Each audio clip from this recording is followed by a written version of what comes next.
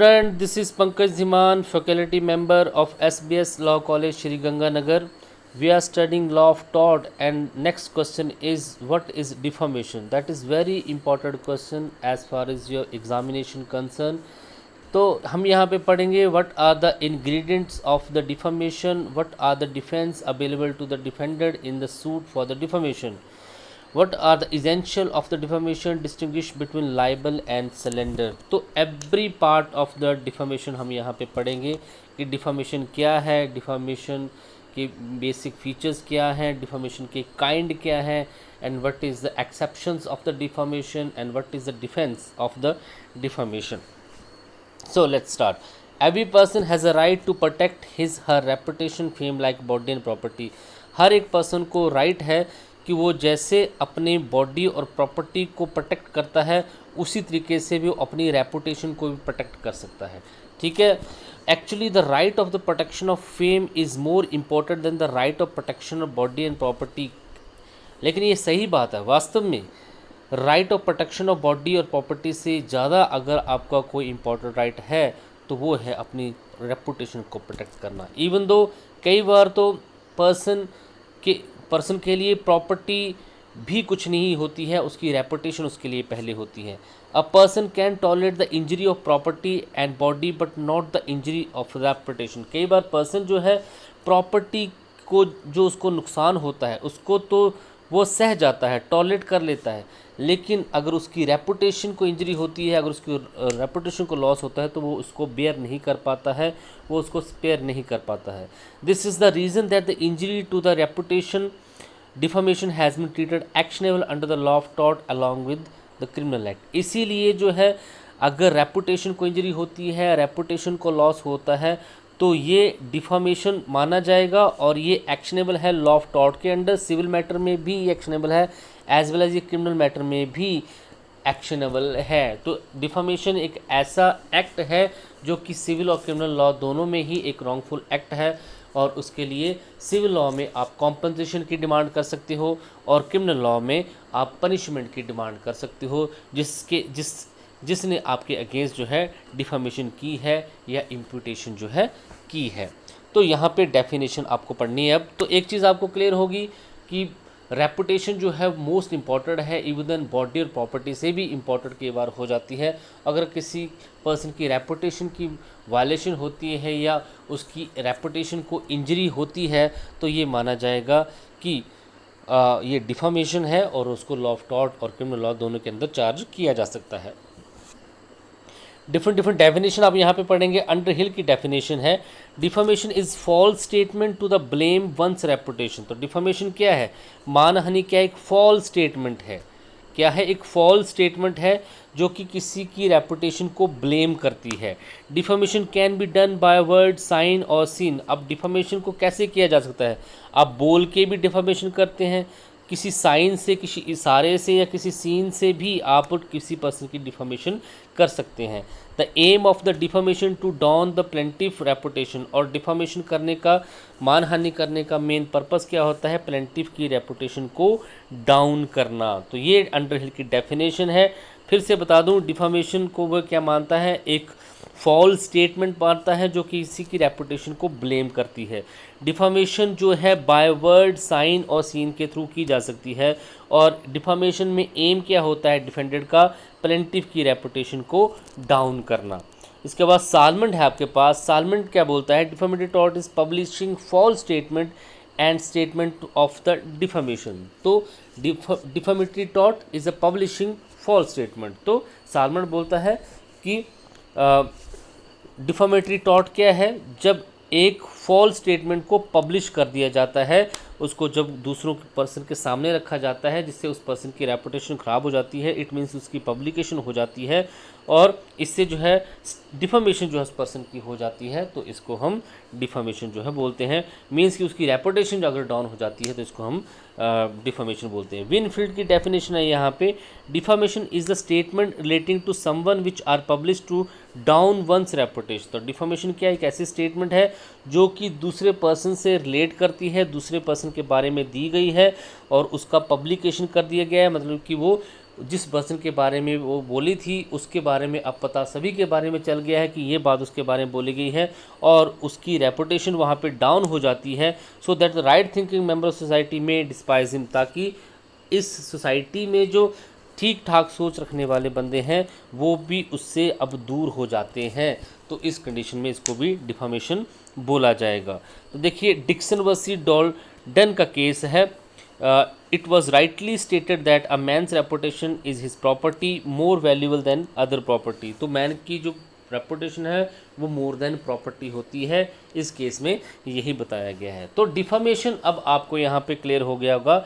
Defamation basically क्या है, एक फॉल्स स्टेटमेंट होती है, एक झूठी बात होती है जो कि किसी की रेपुटेशन को डाउन करने के लिए बोली जाती है और उसका पब्लिकेशन कर दिया जाता है। मीन्स वो दूसरों के नॉलेज में वो बात आ जाती है और उसकी वजह से अब उस पर्सन को सभी सोसाइटी के लोग जो है शंड करना स्टार्ट कर देते हैं, उसको इग्नोर करना स्टार्ट कर देते हैं, उसको डिसलाइक करना स्टार्ट वहाँ पे कर देते हैं। तो इस कंडीशन में वो एक डिफामेशन मानी जाएगी। अब आपके पास, क्योंकि डिफामेशन जो है एक आईपीसी के अंडर भी क्राइम है, तो यहाँ पे हम देखेंगे कि कौन सा सेक्शन आईपीसी का यहाँ पे अप्लाई होता है। तो section 499 of the Indian penal code जो है डिफामेशन से रिलेटेड ही है यहाँ पे, और डिफामेशन सेक्शन 499 के अंडर बताया गया है इंडियन पीनल कोड आईपीसी के अंडर कि डिफामेशन क्या होती है।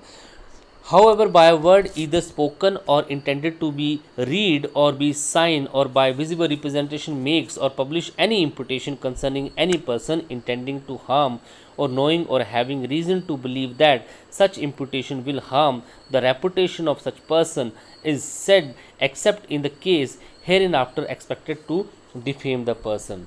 तो कोई भी पर्सन चाहे वो जानबूझकर बोल के या लिख के, और उसकी इंटेंशन जो है उसको किसी को पढ़वाने की होती है या वो किसी के साइन के थ्रू बताना चाहता है या विजुअल रिप्रेजेंटेशन के थ्रू को बताना चाहता है, ताकि और वो ऐसा आरोप जो है इम्पुटेशन करना चाहता है जिससे उस पर्सन की जो है जो रेपुटेशन है वो हार्म हो जाए, उसकी रेपुटेशन जो है वो क्या हो जाए, यहाँ पे हार्म हो जाए और उसको जो है वो डिफेम भी वहाँ पे हो जाए। तो अगर कोई भी बाय वर्ड या स्पोकन वर्ड किसी पर्सन के बारे में कुछ बोलना चाहता है, बोलता है या साइन के थ्रू बताता है या विजुअल रिप्रेजेंटेशन के थ्रू बताता है और उसकी पब्लिकेशन भी वो कर देता है, और उस पब्लिकेशन से उस इम्प्यूटेशन से, उन आरोपों से जो है उस पर्सन की रेपुटेशन जो है हार्म हो जाती है, तो ऐसी कंडीशन में इसको जो है डिफामेशन माना जाएगा। ये आईपीसी में बोला गया है और उसके साथ कुछ एक्सप्लेनेशन भी यहाँ पे दी गई हैं, इन चीज़ों को भी आईपीसी के अंडर इंक्लूड किया जाएगा। एक्सप्लेनेशन नंबर 1 है, it may be amount to defamation to impute anything to a deceased person if the imputation would harm the reputation of that person if living and is intended to be hurtful to the feeling of his family or other near relative। अगर कुछ ऐसी defamation की जाती है, ऐसे आरोप जो लगाए जाते हैं जो कि किसी डिजीज्ड पर्सन से रिलेटेड है, मरे हुए पर्सन से रिलेटेड है, if the imputation would harm the, और ये जो आरोप लगाए गए हैं उसके मरने के बाद अगर वो ज़िंदा होता तो वो उसको हर्ट करते, जैसा कि अब वो उसकी फैमिली को हर्ट कर रहे हैं, उसके नियर रिलेटिव को हर्ट कर रहे हैं, तो इसको हम क्या मानेंगे, डिफामेशन मानेंगे। तो डिफामेशन, क्योंकि आपको पता है जो आपकी रेपुटेशन है वो ज़िंदगी में भी रहती है और ज़िंदगी के बाद भी रहती है। आपकी रेपुटेशन आपके मरने के बाद भी आपके साथ हमेशा रहेगी, आपकी इज्जत जो है वो मरने के बाद भी रहेगी। अगर किसी डिजीज़ पर्सन के बारे में अगर कोई बात बोली जाती है और उसकी फैमिली जो उसके रिलेटिव को उसके बारे में पता चलता है और उसको लगता है कि ये हमारे उस डिजीज़ पर्सन की जो है डिफामेशन है, तो वो भी जो है कोर्ट में जाके वहाँ पे उसके अगेंस्ट जो है एक्शन जो है वहाँ पे ले सकते हैं। Explanation, it may amount to the defamation to make an imputation concerning a company or an association or collection of person as such। तो ये डिफामेशन जो है ये किसी कंपनी के अगेंस्ट, एसोसिएशन के अगेंस्ट और ग्रुप ऑफ पर्सन के अगेंस्ट भी हो सकती है। एक्सप्लेनेशन 3 जो है यहाँ पे, an imputation in the form of an alternative or express ironically may amount to defamation. अगर आरोप ऐसे लगाए गए हैं जिससे जो है आयरनिकली कुछ और तरीके से उसका मतलब कुछ और निकला है, बात कुछ और तरीके से बोली गई है और उसका मतलब कुछ और निकलता है, और कहीं ना कहीं पर्सन की रेपुटेशन डाउन हो रही है, तो वो भी डिफॉर्मेशन हो सकती है। तो ऐसी कोई इम्पुटेशन जो कि आयरनिकल हो, जो है उसमें विरोधाभास हो, तो उस कंडीशन में भी वो डिफॉर्मेशन हो सकती है। No imputation is said to harm a person's reputation unless the imputation directly or indirectly in the estimation of other lower or moral और intellectual character of that person. तो यहाँ पे ये बताया गया है कि कब जो है कोई डिफॉर्मेशन जो है कोई इम्पुटेशन जो है वो डिफॉर्मेशन नहीं मानी जाएगी, ये यहाँ पे बताया गया है। No imputation such to harm said to harm, अगर कोई भी आरोप जो है अगर किसी पर्सन की रेपुटेशन को हार्म नहीं करता है डायरेक्टली या इनडायरेक्टली जो है, और लोगों के एस्टीमेट में उसका जो मॉरल और इंटेलेक्चुअल करेक्टर है वो हार्म नहीं होता है, और lower the character of that person respect of his cast, उस पर्सन की जाति से रिलेटेड उसका करेक्टर जो है हार्म नहीं होता है, अगर उसका क्रेडिट जो है वो लोअर नहीं होता है, उसकी बॉडी या किसी तरीके का उसको और कोई नुकसान नहीं होता है, वो डिसग्रेस नहीं होता है, तो उस कंडीशन में जो है उसको डिफॉर्मेशन नहीं माना जाएगा। ये फोर्थ पॉइंट में यहाँ पे एक्सप्लेन कर दिया गया है। नो इम्पुटेशन सेड टू हार्म, इसलिए यहाँ पे बोला है कोई भी जो है आरोप जो है वो हार्म नहीं माने जाएंगे, मीन्स डिफॉर्मेशन नहीं मानी जाएगी अगर वो जो इम्पुटेशन है, वो जो आरोप जो है डायरेक्टली और इनडायरेक्टली जो है लोगों के एस्टीमेट में उस पर्सन के मॉरल और इंटेलेक्चुअल करेक्टर को हार्म नहीं करते हैं, उसको जो है कास्ट में उसकी जो करेक्टर को लोअर नहीं करते हैं, या फिर उसका क्रेडिट जो है वो लोअर नहीं करते हैं, तो उस कंडीशन में उसको जो है डिफॉर्मेशन नहीं माना जाएगा। ये आपको ध्यान में यहाँ पे रखना है। तो ये चीज़ें यहाँ पे बोली गई। कुछ एग्जांपल भी यहाँ पे दिए गए हैं, जैसे A says Z an honest man he never stole B's watch. अब ए यहाँ पे ये बोला है जेड के बारे में कि जेड जो है एक हॉनेस्ट पर्सन है और वो कभी भी बी की वॉच नहीं चुरा सकता, लेकिन उसकी इंटेंशन क्या है यहाँ पे कि सारे ये माने कि जेड ने ही बी की घड़ी को चुराया है। वो इस तरीके से आयरनिकली जो है विरोधाभास वाले विचार वहाँ पे रख रखा है। तो अगर वो एक डिफॉर्मेशन माना जाएगा अगर नीचे दिए हुए एक्सेप्शन के अंडर नहीं आता है। नीचे 10 एक्सेप्शन दिए हुए हैं, अब वो एक्सेप्शन अगर उस एक्सेप्शन में आता है तो वो डिफॉर्मेशन नहीं माना जाएगा।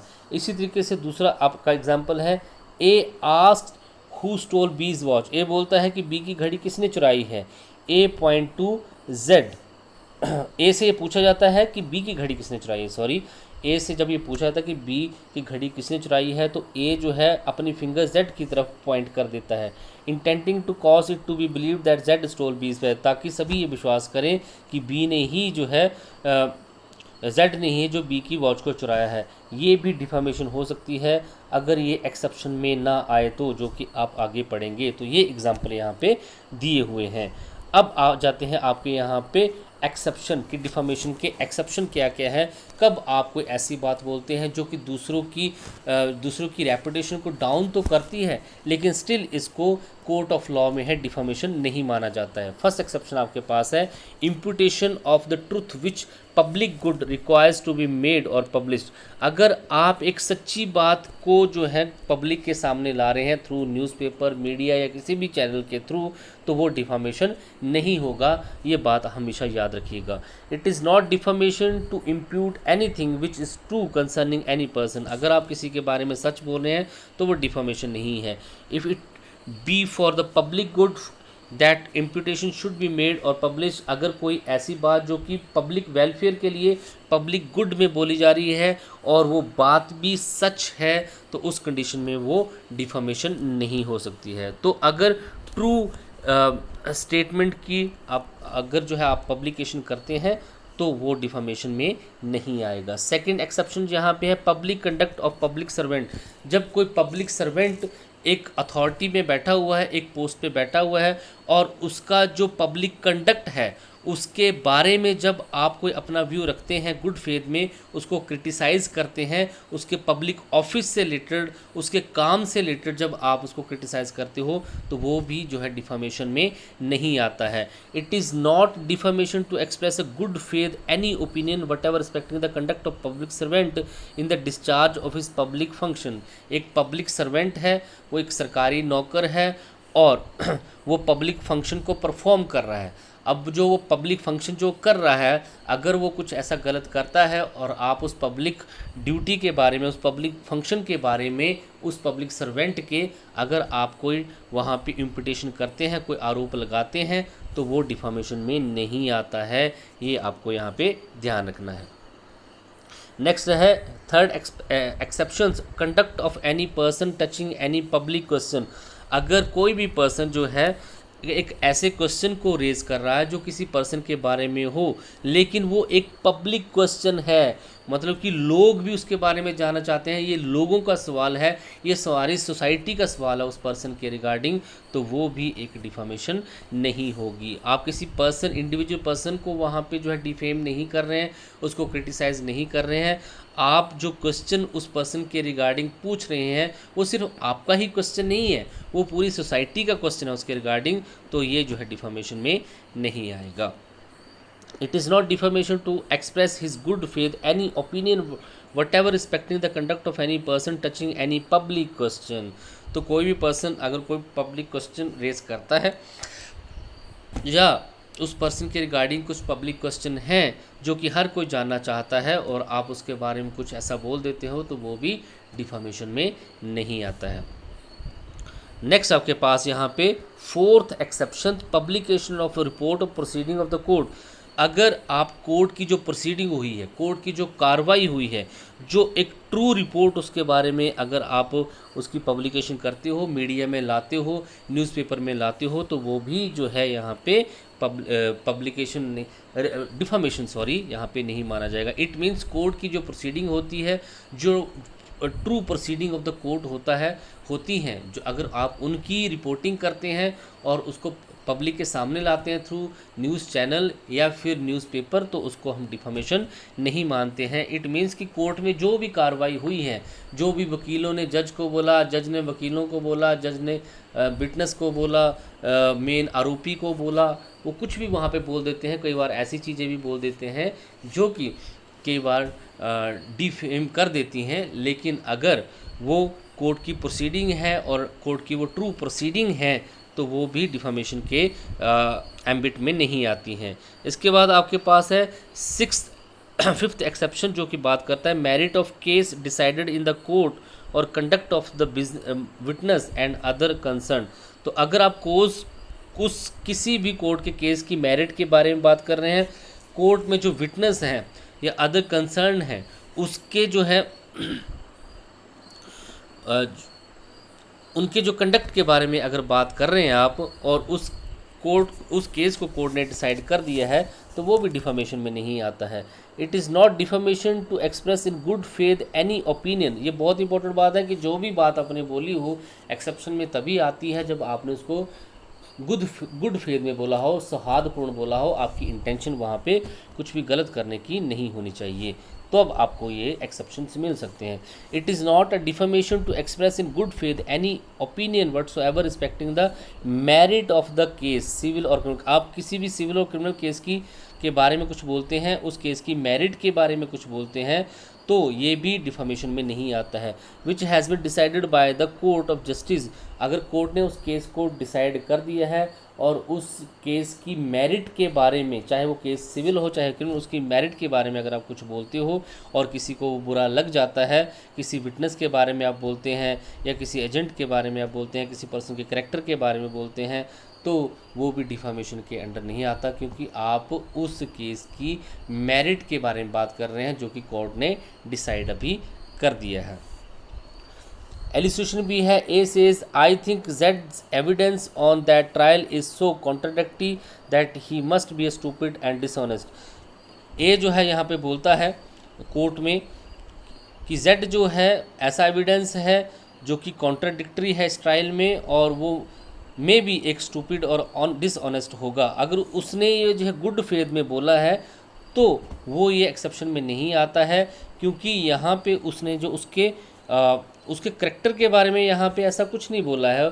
उसने यही बोला है कि इस केस में ऐसा हो सकता है। लेकिन जब आप इस चीज़ को डेलिबरेटली बोलते हैं, I don't believe that the Z asserted at this trial because I know him to be a man without veracity, तो अब यहाँ पे आप जेड के करेक्टर को सामने बोल रहे हैं कि मैं जानता हूँ कि वो एक विदाउट वर्सिटी एक अच्छी समझ वाला इंसान नहीं है, तो उस कंडीशन में ये डिफामेशन हो सकता है।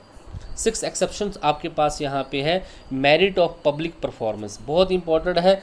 जब आप कोई सिंगिंग करते हैं, या आप कोई स्टेज शो करते हैं, या फिर आप जब कोई फिल्म बनाते हैं और उसकी जो ओपिनियन है वो पब्लिक एट लार्ज पे छोड़ देते हैं, तो उसके बाद अगर पब्लिक कोई अपनी ओपिनियन बनाती है या पब्लिक का कोई भी पर्सन अपनी कोई ओपिनियन बनाता है उस सिंगिंग से रिलेटेड, उस डांस से रिलेटेड या उस फिल्म से रिलेटेड, तो फिर ये डिफामेशन नहीं मानी जाएगी। जैसे अभी लालचंद चड्ढा के केसेस में जब आप देखते हैं कि सिनेमा हॉल से बाहर जब लोग आते हैं तो उनकी मीडिया वाले आ जाते हैं, पूछते हैं फिल्म कैसे लगी, तो कई बार कुछ लोग ऐसे भी बोलते हैं कि फिल्म अच्छी नहीं है, आमिर खान अच्छा नहीं है, उसकी एक्टिंग अच्छी नहीं है, उसने ये नहीं किया है उस फिल्म में, उसने जो है यहाँ पे सिर्फ एक वहाँ पे जो है रीमेक बनाने की कोशिश की है, ओवर एक्टिंग करने की कोशिश की। तो यहाँ पे हालांकि ये पर्सनल जो है पर्सन के पर्सनल करेक्टर पे जो है बात की जा रही है, लेकिन ये डिफामेशन में इसलिए नहीं आता क्योंकि आपने एक परफॉर्मेंस दी, आपने एक पब्लिक परफॉर्मेंस दी और उसकी जो अब उसकी ओपिनियन जो है आपने जो है लोगों पे छोड़ दी है, पब्लिक एट लार्ज पे, लोगों की जजमेंट पे आपने वो चीज़ छोड़ दी है, तो हम उसको जो है फिर डिफामेशन नहीं मानेंगे। तो जैसे a person who publish a book submit that book to the judgment of the people public, अगर एक पर्सन जो है एक बुक पब्लिश करता है और अब फीडबैक के लिए वो लोगों पे छोड़ देता है वो कैसी बुक है, तो अब वो कोई भी विचार जो है उससे रिलेटेड बुक से रिलेटेड रख सकते हैं, आप उसको डिफामेशन नहीं मान सकते। अगर आप पब्लिक स्पीच देते हैं और उस पब्लिक स्पीच को जजमेंट के लिए लोगों पे ही छोड़ देते हैं, लोग फिर उसके बारे में कोई भी राय रखते हैं। ऐसे ही एक्टर, ऐसे सिंगर अगर कुछ पब्लिक स्टेज पे परफॉर्म करते हैं, कोई फिल्म बनाते हैं और उस कंडीशन में उसकी जो है फिल्म के बारे में जो भी फिर बातें जो पब्लिक बोलेगी वो डिफामेशन में नहीं आएंगी। अब आपके पास नेक्स्ट है 7th exception, census passed in good faith by the person having lawful authority over another. अगर आप किसी दूसरे पर्सन के बारे में कुछ बोलते हैं, कुछ चुभने वाली बातें यहाँ पर बोल देते हैं, लेकिन आपकी उस पर्सन पे एक लॉफुल अथॉरिटी है, तो फिर वो जो है डिफामेशन में नहीं आता है। It is not defamation in a person having over another any authority. अगर आपकी किसी दूसरे पर्सन पे कोई अथॉरिटी आती है, आप उस पर जो है कोई जो है यहाँ पे उस पर कमांड रखते हैं, तो फिर वो आपको कुछ भी बोल दे, आप उसको डिफामेशन नहीं मान सकते हैं। इधर conferred by law arising out the lawful contact made with the other, चाहे वो अथॉरिटी जो है आपको उस पर्सन पे जो कमांड मिली है वो बाय अथॉरिटी ऑफ लॉ हो सकती है, या दोनों पार्टीज़ के बीच में एक कॉन्ट्रैक्ट भी हो सकता है। जैसे एग्जांपल यहाँ पे है, देखिए एक चाइल्ड के बारे में आप कुछ भी बोल सकते हो अनदर चिल्ड्रन के सामने। एक स्कूल मास्टर जो है एक चाइल्ड के बारे में, अनदर चिल्ड्रन के बारे में कुछ भी बोल सकता है। स्कूल मास्टर के पास ये अथॉरिटी है, ठीक है, वो कुछ भी बोल सकता है। वो पेरेंट्स के बारे में जो है कुछ भी पेरेंट के सामने बच्चों को कुछ भी बोल सकता है, ठीक है जी। ऐसे एक मास्टर है, एक मालिक है, वो अपने नौकर के बारे में गुड फेथ में वो कुछ भी बोल सकता है, ठीक है। इसी तरीके से बैंकर जो है वो कैशियर के बारे में, बैंक के कैशियर के बारे में उसके कंडक्ट से रिलेटेड कुछ बोल सकता है, जो कि एक्सेप्शन में नहीं आता है। तो अगर आप पे किसी पर्सन की अथॉरिटी है, वो जो अगर बाय लॉ है और by agreement with the parties है, तो फिर वो डिफामेशन में नहीं आएगा। इसलिए आपने देखा होगा कि कई बार जब आप कंपनी में आपका जो बॉस होता है आपको कई बार कुछ भी बोल देता है, लेकिन आप जो है उसको कुछ नहीं बोल पाते, क्योंकि वो डिफामेशन में वो चीज़ें नहीं आती हैं। अगर आपको गलत भी लगता है, आप उसको कोर्ट में चैलेंज भी करना चाहते हैं, तब भी आप नहीं कर पाते हैं, क्योंकि उस पर्सन की आप पे अथॉरिटी है, जो कि बाय लॉ है, वो आपका सीनियर वहाँ पे है। नेक्स्ट आपके पास 8th exception, acquisition preferred in good faith to authorised person. It is not defamation to prefer in good faith an acquisition against any person to any of those who have lawful authority over that person with respect of subject matter of the acquisition। तो अगर किसी भी acquisition से related कोई बात जो है good faith में बोली गई है और उस पे आपकी ऑथराइजेशन है, तो वो भी जो है यहाँ पे एक्सेप्शन में नहीं आता है। तो एक मजिस्ट्रेट जो है, यहाँ पे एग्जांपल में ये लिख रखा है कि एक मजिस्ट्रेट जो है वो कुछ भी बोल सकता है किसी के बारे में, एक जेड के कंडक्ट के बारे में, जो कि जेड का चाइल्ड है, तो वो ए जो ए जो है वो जेड का चाइल्ड है, तो जेड उसके बारे में कुछ भी वहाँ पे बोल सकता है। अगर वो उसका बच्चा है तो उसके बारे में कोई बात वो बोल सकता है, ताकि गुड फेथ में, ताकि वो आगे से ऐसी गलती ना करे। 9th एक्सेप्शन आपके पास है, imputation made in good faith bye a person for the protection of his और अदर इंटरेस्ट। अगर जो बात बोली गई है उससे आप अपना और अनदर पर्सन का इंटरेस्ट सेव करना चाहते हैं, हित को सेव करना चाहते हैं, तो ये जो है इम्पुटेशन नहीं होगी, सॉरी डिफामेशन वहाँ पे नहीं होगी। It is not defamation to make an imputation to the character of another provided that imputation be made in good faith for the protection of his interest. अगर आप किसी के बारे में कुछ बोलते हैं, कोई मंद गणत आरोप लगाते हैं, इम्पुटेशन करते हैं, लेकिन ये इम्पुटेशन गुड फेथ में है ताकि आपका अपना इंटरेस्ट जो है वो प्रोटेक्ट हो सके, तो वो जो है डिफामेशन में नहीं आता है। जैसे आपके पास एग्जांपल है यहाँ पे, a shopkeeper says to B, A जो है शॉपकीपर बी को बोलता है, who manages his business sell nothing to Z unless he pay you ready money. तो यहाँ पे ए जो है एक शॉपकीपर बी को बोलता है कि जेड को आप तब तक कुछ नहीं बेचना जब तक कि वो पैसे नहीं दे देता। For I have no opinion of his honesty, क्योंकि मुझे उसकी ईमानदारी पे कोई भी मुझे उसकी ईमानदारी पे शक है या कोई भी ओपिनियन उसके रिगार्डिंग नहीं है। A is within the exception, A यहाँ एक्सेप्शन में आ जाता है क्योंकि उसने गुड फेथ में ये चीज़ बोली है ताकि उसका इंटरेस्ट प्रोटेक्ट हो जाए। अब अगर वो ऐसा करता है, उसको कुछ सेल करने के लिए बोल देता है, वो अगर पैसे नहीं देता है तो उसको वहाँ पे नुकसान हो जाएगा, तो वो अपने इंटरेस्ट को प्रोटेक्ट कर रहा है। और जेड को ये बोल रहा है कि मुझे उसकी ईमानदारी पे शक नहीं है, तो जेड ये नहीं बोल सकता कि ये मेरी डिफामेशन है, क्योंकि सेकंड पर्सन जो है ए जो है यहाँ पे अपने इंटरेस्ट को प्रोटेक्ट वहाँ पे कर रहा है। 10th एक्सेप्शन आपका यहाँ पे आ जाता है, caution intent for good of person to whom conveyed or public good. It is not defamation to convey a caution in good faith to one person against another. अगर आप किसी पर्सन को दूसरे पर्सन के बारे में सतर्क रहने के लिए बोलते हैं कि आप सावधान रहिए, वो जो है एक चोर हो सकता है, वो एक रॉबर हो सकता है, तो आप उस पर्सन को कॉशन रहने के लिए, सावधानी बरतने के लिए वहाँ पे बोल रहे हैं, इस कंडीशन में that is not considered as a defamation also. तो अब आपने यहाँ पे डिफामेशन को समझ लिया, डिफामेशन के क्या क्या एक्सेप्शंस आप हो सकते हैं वो भी आपने यहाँ पे देख लिए। तो पूरा कुछ ऊपर पढ़ने से अब डिफामेशन क्या है, पब्लिकेशन एक ऐसी स्टेटमेंट की जिससे पर्सन डिफेम हो जाता है, उसकी रेपुटेशन जो है वो सोसाइटी में कम हो जाती है, उसको लोग हेट करने लगते हैं और उससे जो है उसके बिजनेस, उसके ट्रेड और उसके प्रोफेशन को बैडली इफ़ेक्ट पड़ता है, तब वो जो है डिफामेशन बनती है, एक्सेप्ट वहाँ पे कोई एक्सेप्शन वहाँ पे ना आ जाए। तो ये चीज़ें आपने यहाँ पे पढ़ी हैं। अब आपके पास यहाँ पे आ जाते हैं काइंड ऑफ डिफामेशन। डिफामेशन के काइंड यहाँ पे आपको अब पढ़ने हैं। तो डिफामेशन जो है इसके भी काइंड हैं, डिफामेशन अलग अलग तरीके से हो सकता है। डिफामेशन बेसिकली 2 काइंड का होता है, लाइबल एंड सलेंडर। अब लाइबल डिफामेशन क्या होता है और सलेंडर डिफामेशन क्या होता है, वी विल स्टडी दैट। देखिए libel, a libel is a publication of false and defamatory statement in some permanent form tending to injure the reputation of another person without a lawful justification or excuse। तो libel एक publication है किसी false statement का, means दूसरों के knowledge में कोई false statement आ जाती है, डिफामेटरी स्टेटमेंट आ जाती है, जो कि एक परमानेंट फॉर्म में होती है। परमानेंट फॉर्म जिसे एक बार अगर वो कर दी तो हमेशा वो आपको फिर से आप उसको देख सकते हैं, फिर से आप उसको सुन सकते हैं।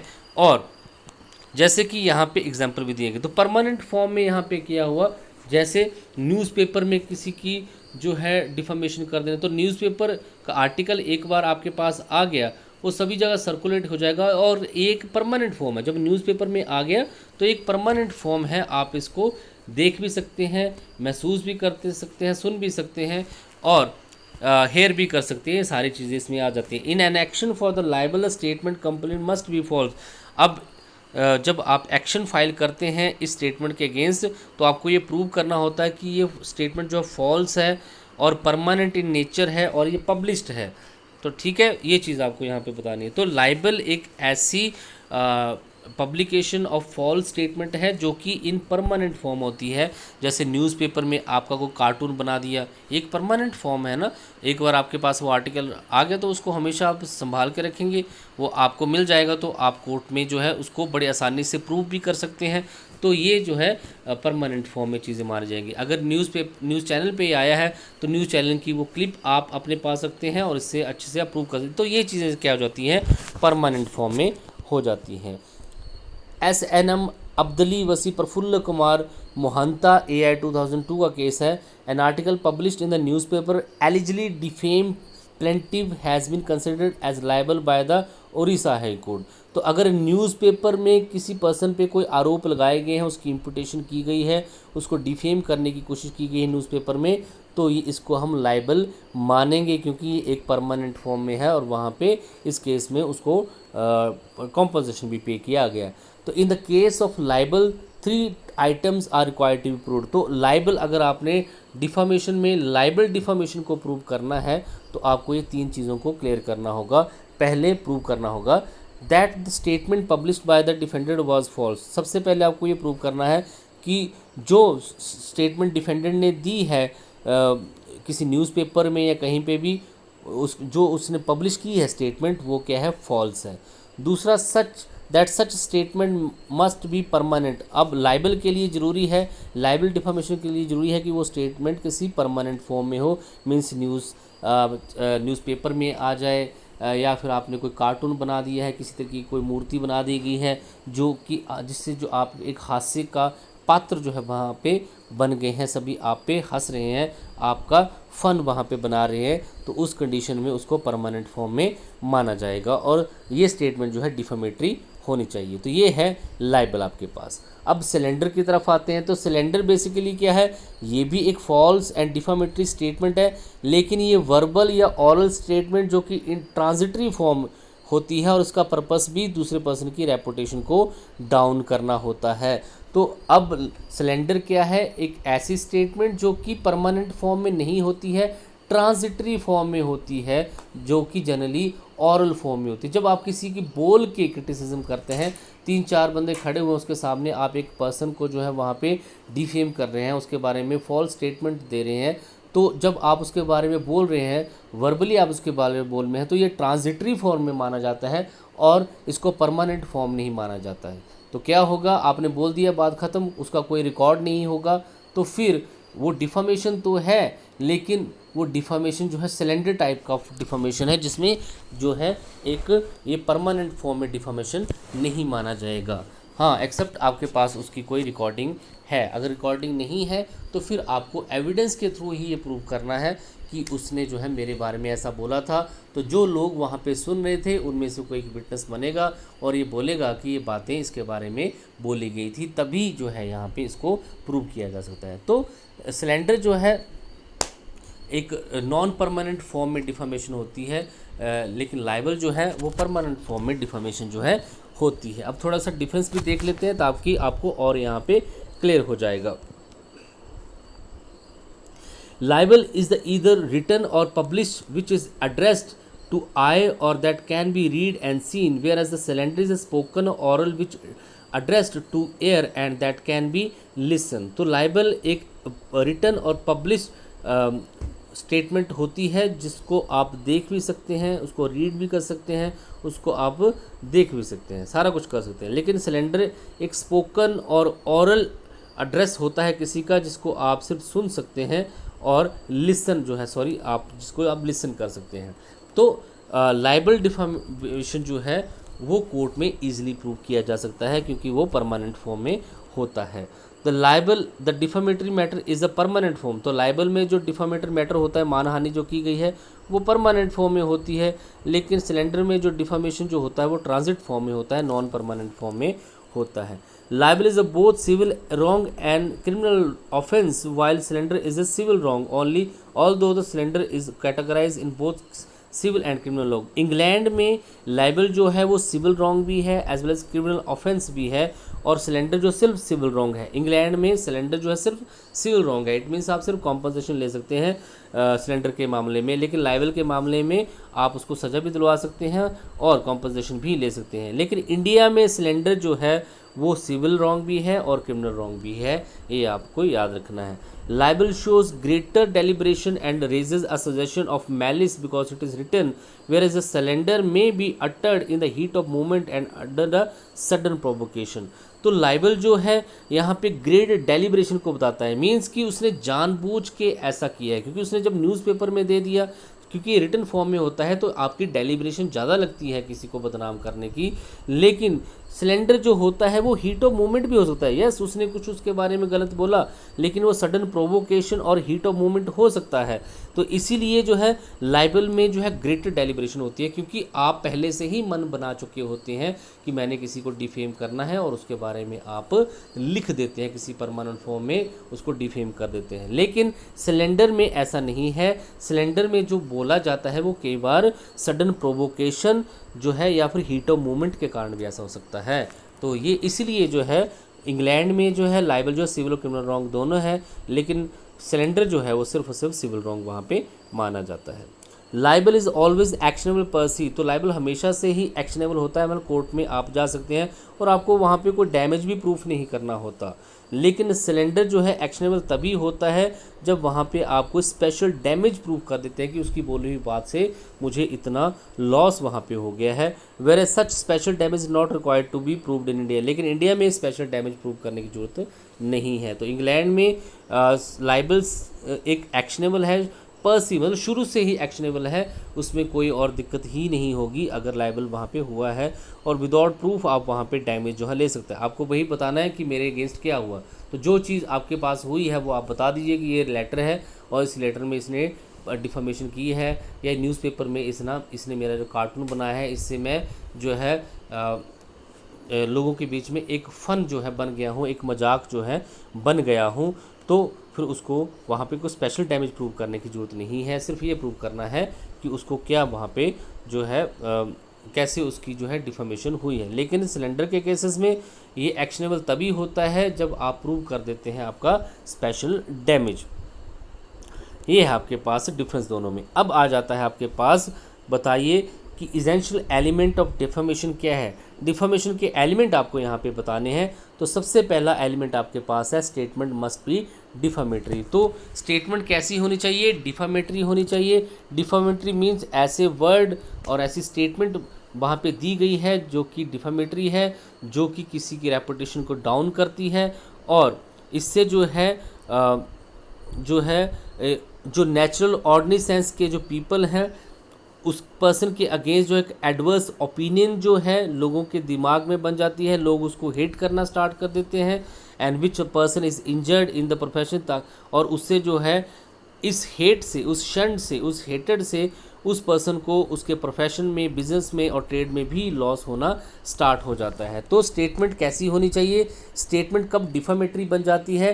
That is called under these head. First, which tend to holding up the public hated और एक्साइट एडवर्स ओपिनियन, जिससे जो है लोगों के दिमाग में एक पब्लिक हेट बन जाता है उस पर्सन के रिगार्डिंग, और उसके अगेंस्ट वो एडवर्स ओपिनियन रखना स्टार्ट कर देते हैं जिसके बारे में ये बोला गया है, और उसके बारे में लोग अब उसको जो है हेट करना स्टार्ट कर देते हैं और उसके बारे में एडवर्स ओपिनियन रखना स्टार्ट कर देते हैं। तो ये डिफॉर्मेशन हो सकता है। दूसरा, which tend to be libellous to the public and degradation of his reputation, जो है वहाँ पे उसके साथ पक्षपात करना स्टार्ट हो जाए, प्लेंटिव के साथ पक्षपात होना स्टार्ट हो जाए, और उसको जो है डिग्रेड भी लोग करना स्टार्ट कर दें, उसकी रेपुटेशन भी डिग्रेड वहाँ पे हो जाए।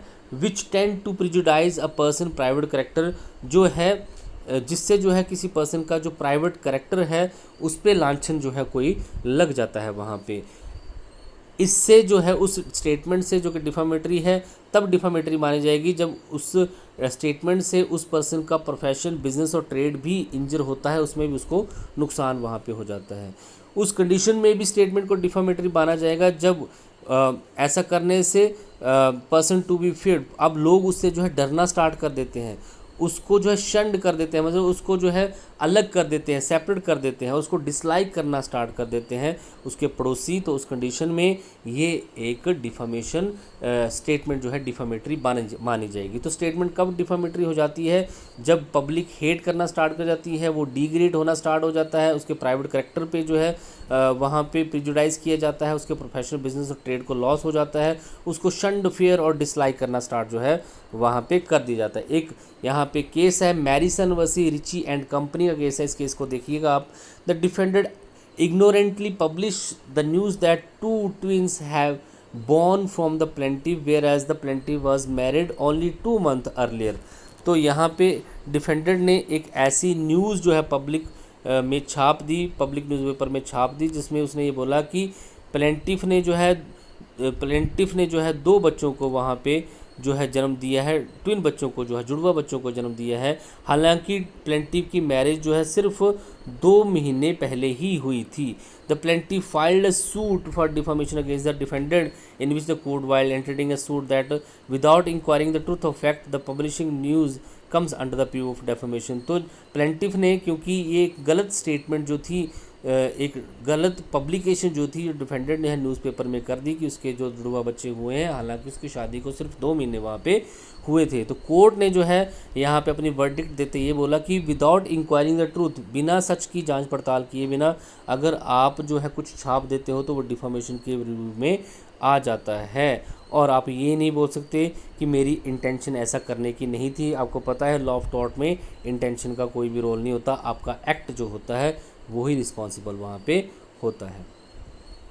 सेकंड आपके पास यहाँ पे the statement must be refer to the plaintiff. तो एक तो स्टेटमेंट जो है वो डिफामेटरी होनी चाहिए, दूसरा यहाँ पे वो स्टेटमेंट जो है प्लेंटिफ से रेफर करती है। स्टेटमेंट जो है किसके रिगार्डिंग दी गई है, किसके टूवर्ड दी गई है, किसकी रेपुटेशन को डाउन करने के लिए दी गई है, उस प्लेंटिफ के रिगार्डिंग दी गई है।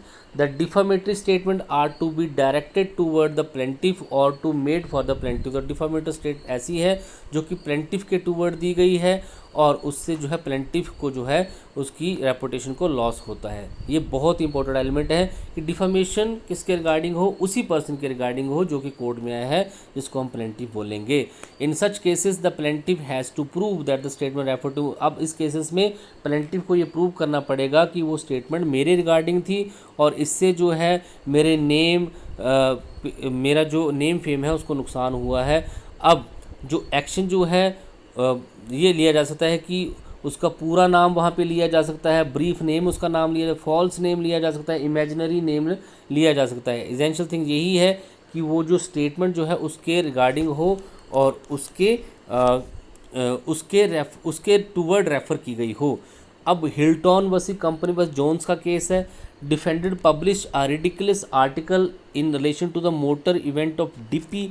तो डिफेंडेड यहाँ पे एक ऐसा आर्टिकल छाप देता है, किस इवेंट से रिलेटेड, एक मोटर इवेंट ऑफ डीपी हुआ था। इस इवेंट में क्या हुआ था, in this one Artemus Jones an imaginary person. इस इवेंट में आर्टिमस जोन्स नाम का एक इमेजिनरी पर्सन है। फिर church warden was accuse of living with the mistress in the France. और ये एक इमेजिनरी पर्सन है और उस पर ये आरोप लगा कि उसने जो है फ्रांस की एक जो रखैल रखी हुई है और उस पर लिविंग रखैल उसने अपने पास रखी हुई है। The author of the article was absolutely unaware of the existence of real person bearing the name of the article. अब जो ऑथर था उस आर्टिकल का, उसको नहीं पता था कि इस नाम के से जो है एक ओरिजिनल पर्सन भी है, क्योंकि ये जो आर्मिड जोन्स था एक इमेजिनरी पर्सन था, लेकिन उसको नहीं पता था कि सच में कोई आर्मिटस जॉन नाम का एक पर्सन है। तो वो and he use the name only for fictitious character, उसने एक फिक्शियस करेक्टर जो है यूज़ किया था। बट एक्सीडेंटली क्या हुआ कि इस नाम का एक बंदा था और वो इंग्लैंड में एक बैरिस्टर था, आर्मिटस जोन्स का। क्योंकि उसने तो अपने उस इवेंट में आर्मिड जोन्स जो है एक इमेजिनरी पर्सन बनाया था और उस पर यह आरोप लगाया कि उसने फ्रांस की एक रखैल अपने पास रखी हुई है। लेकिन आर्मिड जोन्स का एक सच में एक आदमी था और इंग्लिश बैरिस्टर था और उसने कभी भी ऐसा कुछ नहीं किया था, ना ही कोई इवेंट ऑफ डीपी जो था उसको अटेंड वहाँ पे किया था और ना ही कोई रखैल वहाँ पे रखी हुई थी। अब प्लेंटिफ ने इसके लिए डिफेंडेड पे सूट फाइल कर दिया पब्लिशर पे और उसने ये बोला कि जो भी उसको जानते हैं अब उस आर्टिकल पे विश्वास करने लगे हैं कि उसने कोई ऐसी रखेल जो रखी हुई है, तो कोर्ट ने इसको जो है डिफामेशन वहाँ पे माना, क्योंकि यहाँ पे किसी की रेपुटेशन जो है डाउन हुई है। अब तीसरा आपके पास यहाँ पे स्टेटमेंट मस्ट बी पब्लिश्ड। तो मैंने आपको पहले ही बताया, अगर स्टेटमेंट जो है उसका पब्लिकेशन होना बहुत ज़रूरी है। पब्लिकेशन मीन्स जो बात मैं आपके बारे में बोल रहा हूँ वो तीसरे बंदे के पर्सन के नॉलेज में आनी चाहिए। तो ये बहुत इंपॉर्टेंट है कि वो थर्ड पर्सन के नॉलेज में वो बात आ जाए। अगर आप एक लेटर लिखते हैं जिसमें मेरे बारे में बहुत ही जो है डिफामेटरी लैंग्वेज जो है यूज़ करते हैं, मुझे गालियाँ निकालते हैं, मेरे करैक्टर पे जो है आप जो है इम्प्यूट करते हैं, और अब ये लेटर आपको मिलता है, उसको आप पढ़ते हैं और उसको आप फाड़ देते हैं, तो ये एक डिफामेशन नहीं हुई, क्योंकि इसका पब्लिकेशन नहीं है। आप अगर आप इस लेटर को किसी थर्ड पर्सन को पढ़ा देते या किसी और, वो इस बात को सुन लेता, देख लेता, उस लेटर को पढ़ लेता, तब ये एक डिफामेशन। तो ये बहुत ज़रूरी है कि डिफामेशन का publication its most important thing in the law of defamation. तो publication means making known the matter to some person other than the plaintiff. तो प्लेंटिव के अलावा वो जो मैटर है किसी थर्ड पर्सन के नॉलेज में भी आना चाहिए, तभी इसको पब्लिकेशन माना जाएगा। If a person write a defamatory matter of the plaintiff and put it into his own pocket or looks it in his drawer, it is not responsible for action. अगर एक पर्सन जो है एक defamatory matter जो है लिखता है, लेकिन वो उसको सेंड नहीं करता, अपनी पॉकेट में रखता है या अपने ड्रॉर में रख लेता है, वो किसी को उसको दिखाता नहीं है, तो ये पब्लिकेशन नहीं माना जाएगा। एक और एग्जांपल आपके पास है, A writes a defamatory note for B. A जो है बी के अगेंस्ट एक डिफामेटरी नोट लिखता है, उसमें उसको बड़ा कुछ गलत वो लिखता है। अब बी जो है टेयर इट आफ्टर सीइंग और keeping it in his box. B जो है इसको फाड़ देता है इसको देखने के बाद, इसको पढ़ने के बाद। It will not be treated as a publication. अब ये इसको पब्लिकेशन नहीं माना जाएगा, क्योंकि letter was only in the note. Plaintiff ने उस नोट लेटर को देखा और उसके बाद उसको फाड़ दिया, तो ये तीसरे पर्सन के नॉलेज में आया ही नहीं, तो इसको पब्लिकेशन नहीं माना जाएगा। A send a telegram in place of letter then it will be treated as publication because it has come to the knowledge of many person. अगर वो लेटर की जगह एक टेलीग्राम भेजता, तो टेलीग्राम तो ओपन होता है, और अब टेलीग्राम तो सभी पढ़ते हैं, जैसे टेलीग्राम क्लर्क उसको पढ़ लेगा, पोस्टमैन पढ़ लेगा, कुछ पर्सन उसको पढ़ लेंगे, तो वो एक डिफामेशन मानी जाएगी। अब आपके पास MC Varghese versus TJ Poonam का केस है। The husband use slander against the father of his wife in letter written to wife. Husband जो है अपनी वाइफ के फादर में बहुत कुछ लिखता है, हेटेड व्यू लिखता है। Wife handed over the letter to the father. अब वाइफ उस लेटर को पढ़ती है और फिर फादर को भी बता देती है, ये पब्लिकेशन जो है यहाँ पे माना जाएगा। तो ये चीज़ आपको ध्यान रखनी है। अब नेक्स्ट आपके पास यहाँ पे फॉल्स स्टेटमेंट, जो स्टेटमेंट वहाँ पे दी गई है जिसका जो कि प्लेंटिव को रेफ़र की गई है और उसका पब्लिकेशन भी हो गया है, वो स्टेटमेंट कैसी होनी चाहिए? फॉल्स होनी चाहिए। तो ये प्लेंटिव को प्रूव करना है कि जो स्टेटमेंट मेरे अगेंस्ट दी गई है, जो स्टेटमेंट मुझे डिफेम कर रही है, ये एक फॉल्स स्टेटमेंट है। अगर दैट स्टेटमेंट इज़ ट्रू, अगर वो स्टेटमेंट ट्रू है, then such plaintiff has no right to file a suit against the defendant, because statement true है। और आप एक्सेप्शन में पढ़ चुके हो, अगर आप एक ट्रू स्टेटमेंट को जो है उसका पब्लिकेशन करते हैं तो वो डिफामेशन में नहीं आता है। Publication of statement by the defended. अब लास्ट बात जो आपको यहाँ पे पढ़नी है कि उस स्टेटमेंट का पब्लिकेशन किसने किया है? डिफेंडेड ने किया है। Finally the statement must be published by the defendant. If the statement are published by the other person by the name defendant, it is not defamation. ये बहुत जरूरी है कि डिफेंडेड ने ही उस स्टेटमेंट को पब्लिकेशन उसका किया हो, उसके नाम पे किसी और पर्सन ने उसको जो है वहाँ पे